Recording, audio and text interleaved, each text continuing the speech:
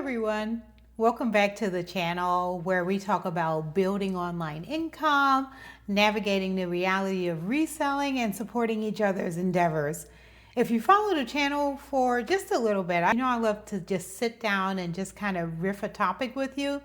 But today is a little different because I've been busy doing some heavy research and falling into a rabbit hole because the e-commerce and the resale worlds are shifting and emerging so rapidly underneath our feet that I wanted to give you all the scoop. For the online community, Poshmark is like the holy grail. And when I started with Poshmark, my thing was I wanted to earn the Poshmark Ambassador badge. You know, this is something I was striving for, but is it actually a golden ticket to higher sales, or is it just a digital pat on the back?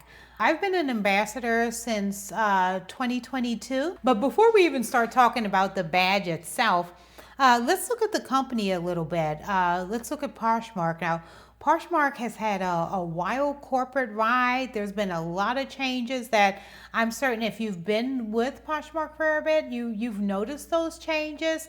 I went to one of their annual seminars, and it was a lot of fun for me. It was out in Texas, so I had to buy a airplane ticket from South Florida to Texas, and then I had to rent a hotel room. I think I might have stayed, I think it was 3 or 4 nights, I can't remember. It was back in 2022. But, I was ready to go. It was after the pandemic. I just wanted any excuse that I could, have for traveling somewhere. I was all for it. And I went, and I met a nice group of women that I'm still in contact with today. And it was a lot of fun. If you get to the why of what the person is doing, you get to a deeper level of conversation. And Poshmark is all about embracing people, bringing people together, and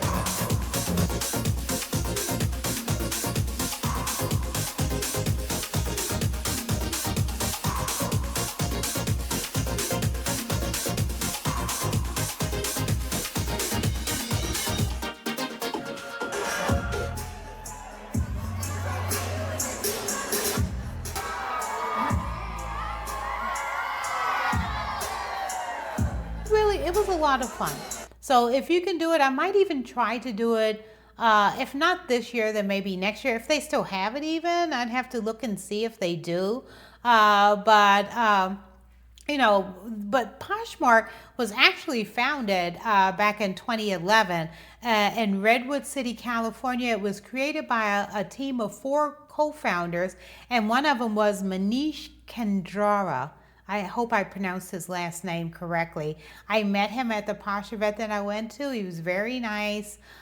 He's still the CEO that was there. I know we were doing like a line dance at the end of the event. It was a fun time. The party at the end was a lot of fun.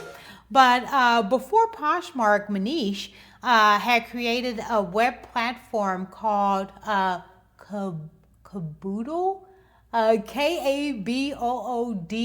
is the name of it, Caboodle.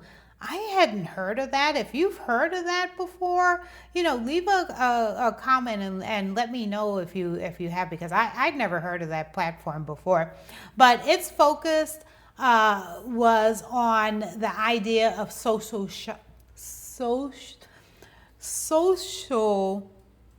shopping. That's another, I always run into something that's a tongue twister.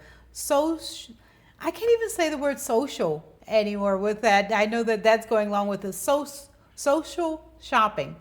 Social shopping. You try saying it. But he realized that buying clothes online, and it could feel very cold and transactional compared to going to the mall with friends.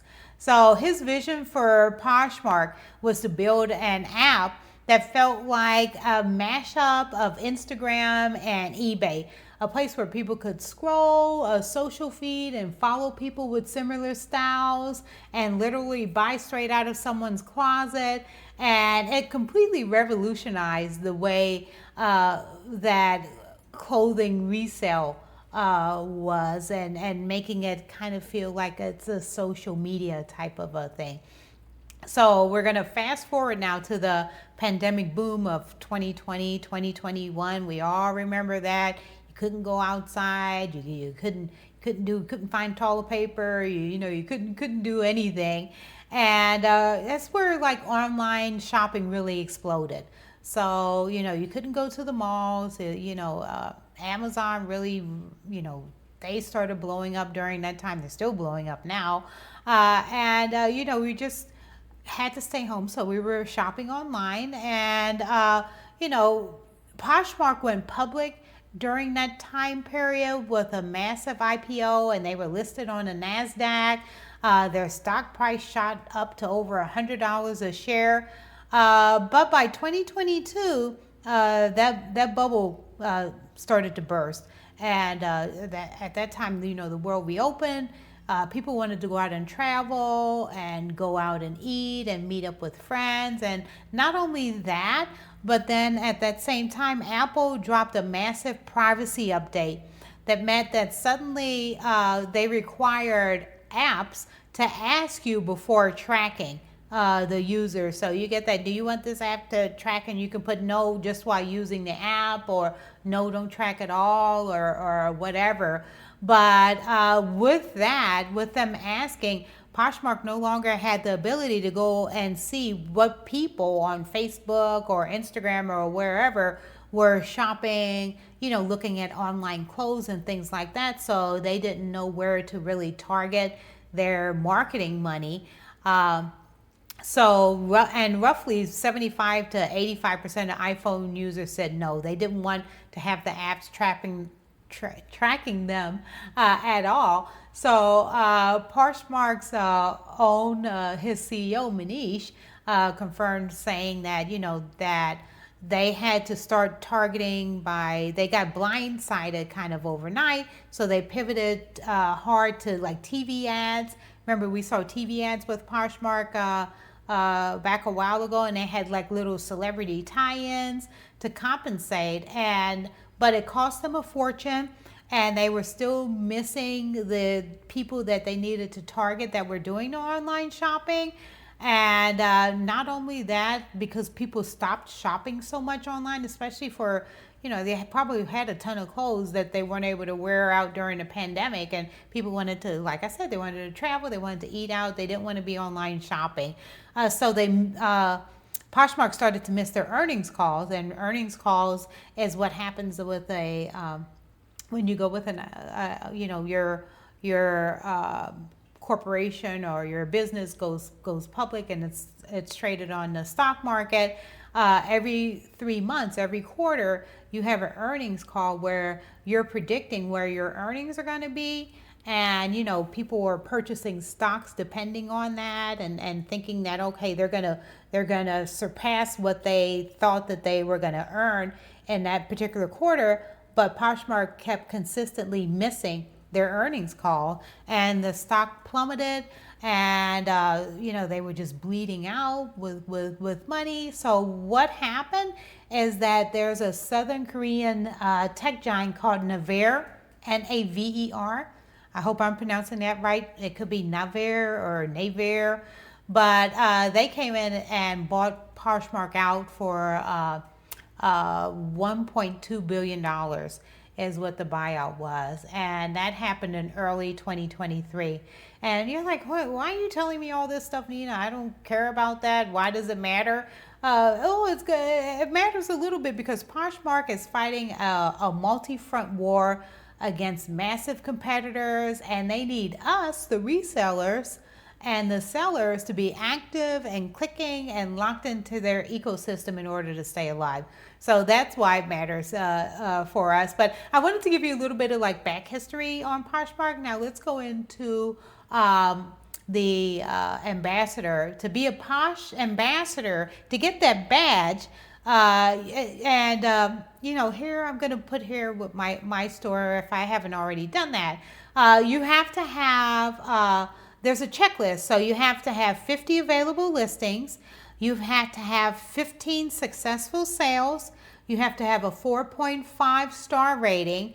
And you have to have quick shipping. And you have to have a whopping 5,000 self-sharers and 5,000 community shares. So not only do you have to, go in and kind of share your closet and update it and do all this stuff, but you also have to share 5,000 other 5,000 shares out in the community that you've done as well. And once you hit that and you get your badge will show up on your storefront, and then you get flooded with like thousands of like auto followers. And you can see here I have 183,000 followers, and a lot of them are from earlier because I just started to become back active in Poshmark recently, and that's from when I lost my job over the holidays. So I was like, oh, I got to start, making certain that I've got as much income coming in as possible to pay for my condo that I love and to take care of my cat that she eats me out of house and home.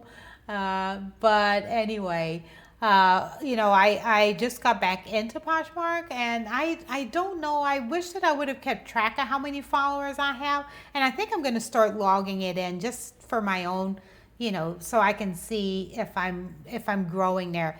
But currently I have like 183,000 followers, and it looks incredibly impressive. It gives your storefront some instant credibility. But once you get that badge, now, like I said, I haven't done anything in there in a while. So once you get the badge, you have it. There's nothing that you really have to do to maintain that badge. Thankfully, I'm so happy that that's not the case. So you don't have to list items consistently every day, or Poshmark's going to pull your badge, or, you don't have to keep following people and doing all those things. I just uploaded a few shirts this month, and that was in the Price With Me video. So I did that, and that was the first time that I had listed anything in Poshmark, and I don't even know how, 2 years, maybe 3 years, I'm not certain. And I still have my badge there. And I actually sold one of those shirts this week. I was so happy to see it. It was the pink shirt that was in that Price With Me video. So I was super thrilled to see that had sold. But before that, I hadn't listed anything. I sold a pair of shoes that I had put those shoes in the closet in 2022, and nobody bought them. They sold, and that kind of re-energized me and wanted me to get back into Poshmark. So yeah, once you're in there, it doesn't punish you for taking a break, so you don't feel like that's the case. And honestly, followers doesn't automatically equate to dollar bills, because I know I had over probably 170, close to 180,000 followers when I backed off, and there was every once in a while I would have like a sporadic sale here and there, but those shoes were the first thing I probably sold in like over a year or so. So that doesn't necessarily mean just because you have those followers that you're going to have items flying out of your closet. But the badge is great for trust. But the thing that's going to help, I feel, your listings and your sales is your daily sharing and trying to upload new items to the closet so it looks like it's active. I've gone in, I'm revamping my closet, taking additional pictures and just trying to make it look more updated and more cohesive in the way that I want for it to look. I'm really kind of happy with it now, and I'm going to start pulling inventory out from my closet, my stash, and putting that in. So that'll be more things that'll be in there. Now let's talk about the battlefield. This is what I was researching, and I tell you, I fell down that rabbit hole because it was so interesting. And I told you I've been doing a lot of homework for this video, and I've got some what I feel is mind-blowing data. Maybe you might already know if you're really super active in the community, but I'm gonna tell you what I was able to find is everything has changed as far as reselling, and my strategy is going to change based off of this too, because now eBay is coming in like a heavy hitter They're aggressively coming for Poshmark. I used to think of eBay as just like a place where you go and you sell old electronics or car parts, or you got some creepy vintage dolls or something like that there.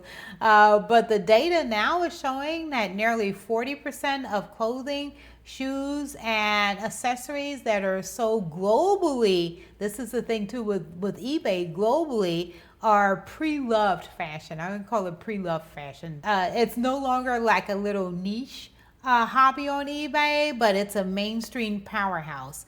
And I think it's really exciting because eBay has like millions of active international buyers searching for specific pieces and clothing that can actually sell for top dollar. What I've found over there, if you have the right brands. And, I think it's definitely worth cross-selling your high-end inventory over on eBay. Now, do I have like super high-end inventory? No, I don't have any Gucci or Fendi or I don't know, whatever's like, really be considered high-end. I don't have that. Am I going to start spending money going out and buying high-end inventory to sell on eBay? No. Remember my last video? I was saying that what you have to do is sell the inventory that you already have before buying more. That's what I'm going to do. I'm determined to sell what I have in there. I'm not going out buying anything additional to put in my closet and then never list it. I'm going to post what I have in there. I think by doing that, I'm going to be hopefully additional sales, and then I might go out and buy some things. But I'm going to see about listing some of the current stuff that I have on eBay. Yes, I am going to do that. And I'll let you know how that goes. I think that being open to more international buyers is something that's really interesting. I used to sell fabric internationally, just like bulks, like 3 yards of a certain fabric I would sell, and the majority of my sales were international sales. So it was good for me at the time. It was a little bit time consuming when I would sell that because I'd have to go out and fill out like a custom form or whatever at the post office, and I don't have time to do that now because remember, Poshmark's going to be my little part-time side hustle. It's not full-time for me. I've got my full-time insurance business and my business services business, so that's my full-time. This is like my part-time that I'm doing along with the YouTube. I love doing this. But it's just it's something I plan on posting videos every week, and it does take time to do it, but I have to kind of like prioritize certain things. But so I don't have time to go to the post office, fill out custom forms, and do all that. But I found out that what's really awesome with eBay is that the buyer pays for the international shipping and the custom duties. And what's even better is that eBay has a program that they call eBay International Shipping. It's EIS. And all you do is ship an item to eBay's domestic hub, and that's right here in the United States. And eBay takes care of the global transit, the custom forms, and even protects us from international returns. So it's completely hands-off for the seller. I think that's pretty awesome. Now, one of the other things that I want to tell you is that eBay recently purchased, and I'm going to look here, in February of this year, February 2026, eBay agreed to buy Depop from Etsy at a price tag of $1.2 billion is what I found online. And so eBay now officially owns Depop.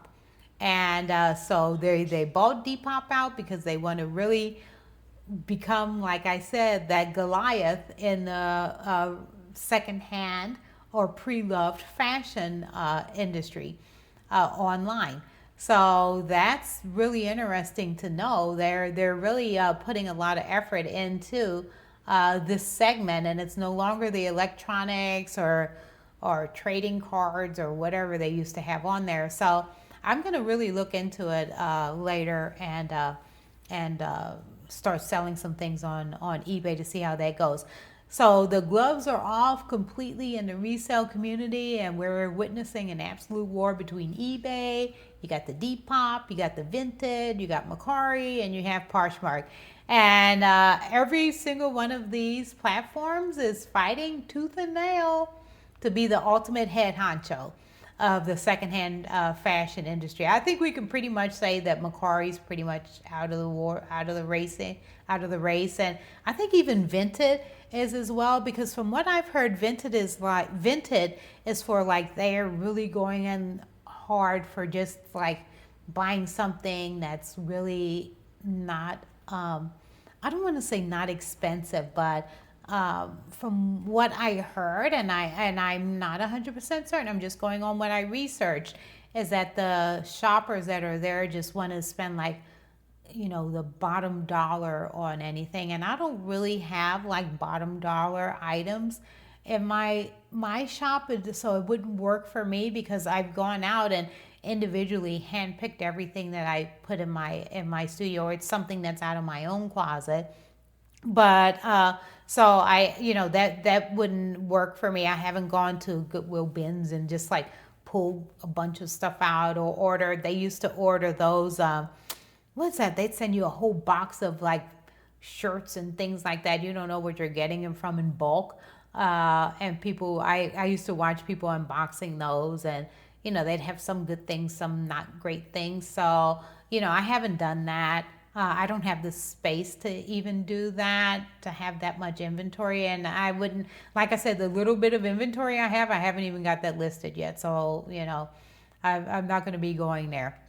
But for, you know, the best part for us is that to win that crown, they desperately need our inventory, which means they're launching massive fee bid wars to lure the sellers in. Some are they're just panic dropping all their seller fees way down to zero. They're running like these little promotions, and others are still taking a massive chunk out of our hard-earned profits. Poshmark, I sold my shirt. They took like 20% of the shirt that I sold. So, you know, that's another thing there. I'm going to film a separate video later on that's going to break down all the different platforms and what their fees are, their seller fees. So, you know, we can take a look at it and see exactly where we're able to make the most money with our items. Also, what the traffic is on these for these different platforms. And so make certain that you subscribe, so you know, I know that you like this kind of content, and I can bring more videos to you that hopefully are informative for you. But for today, just know the game has completely changed. Even TikTok decided to jump in online reselling, and now they have something called TikTok Shop and live commerce. But with them, what I found out about them is they require a strict 48-hour window, shipping window, and they have some authentication that they do.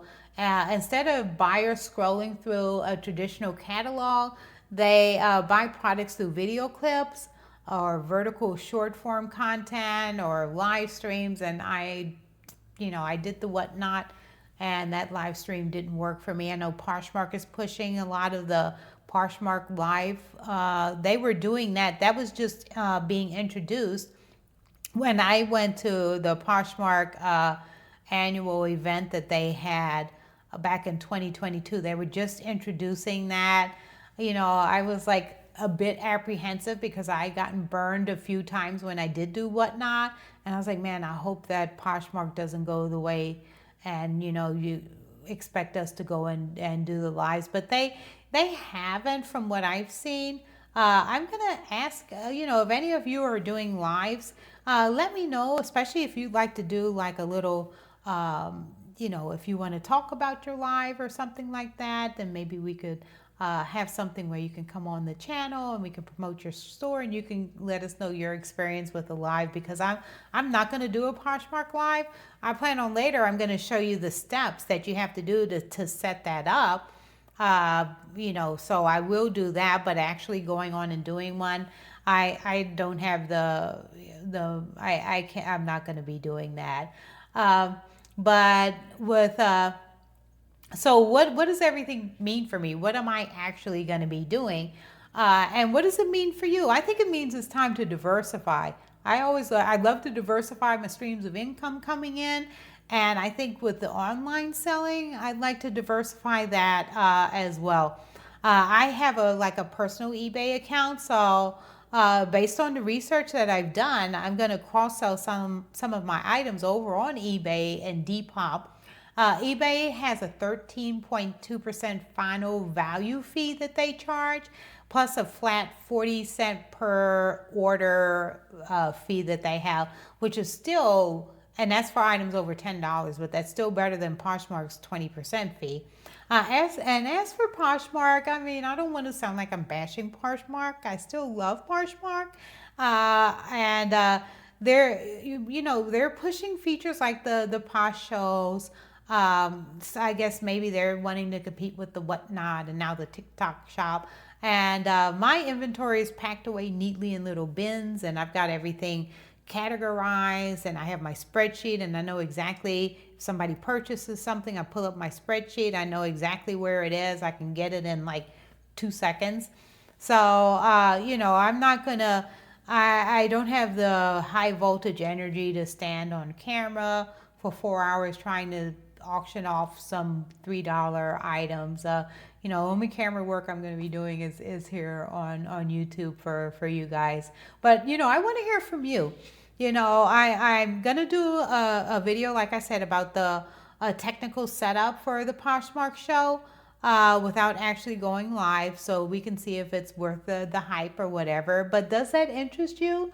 Leave a comment, and also remember, if you are on Poshmark, subscribe to the channel and leave your closet name in the comment section, so I can go and follow you, and our other people here in the community can come and follow you, and possibly give you a shout out on an upcoming video, or maybe reach out if you're doing Posh shows, just to get some feedback from you. So if you're willing to share and you want to promote your closet, because this is what this channel is for supporting other resellers, and I love to see you growing. I love to see you doing well. So protect your peace, and I hope you found this video informative, and I'll see you in the next one. Take care. Bye-bye.